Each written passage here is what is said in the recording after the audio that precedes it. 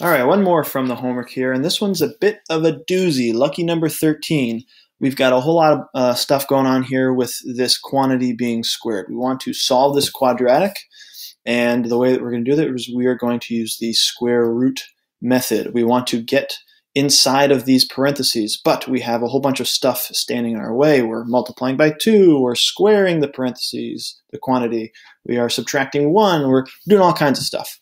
So we need to get after this. So the way we're going to do that starting off is I'm going to remove any confusion, I'm just going to pretend that inside these parentheses is a box, and this box is going to equal x plus 3. So let me just rewrite this equation with my box here. So I'm just looking at one thing. It makes me feel nice and warm and fuzzy inside when I don't have all kinds of variables in these parentheses, just a box. Now the goal is to get the box alone. For when it's alone, then we can unsquare it, we can square root it, and we can get after the solutions here.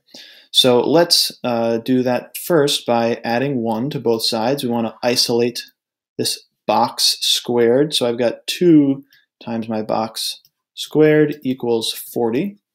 Let's next divide both sides by 2.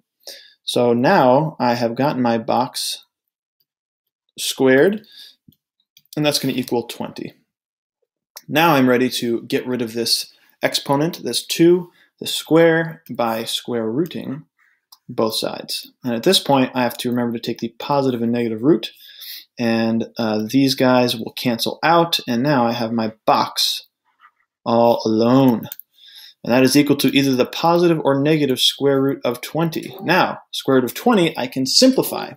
So why not do that? Make things interesting here. Let's take the square root of 20, and we can rewrite that as, I'll just do that actually off to the side here. The square root of 20 can be broken down into the square root of 4 times the square root of 5, or simply 2 root 5. Check out some other videos on simplifying square roots if you're having any trouble with that. So here now I have my box could equal plus or minus 2 root 5. But I know what that box is, or I know what's inside the box. I can't remember what it is. Let's scroll up. Yes, x plus 3. So I have x plus 3 could equal either the positive or negative square root, or rather 2 root 5.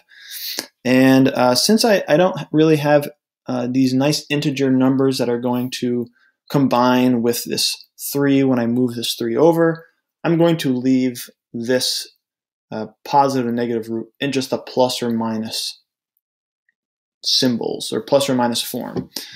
So let's solve for x here, and let's subtract 3 from both sides. So we have x equals the positive or negative 2 root 3 minus 3. And really by convention, we actually write this. We like to put the constant first, since it looks nice, and there's no confusion about what's underneath what's underneath this radical. So we have negative 3 plus or minus 2 times the square root of 3. Now remember, even though this looks like one solution here, the positive or negative means that this represents 2 solutions. This represents negative 3 plus 2 times the square root of 3, and it represents negative 3 minus 2 times the square root of 3. So these are your roots. And actually, if you were to start off by graphing both sides of this equation, what would you find x equal to be? Some approximation of these 2 solutions.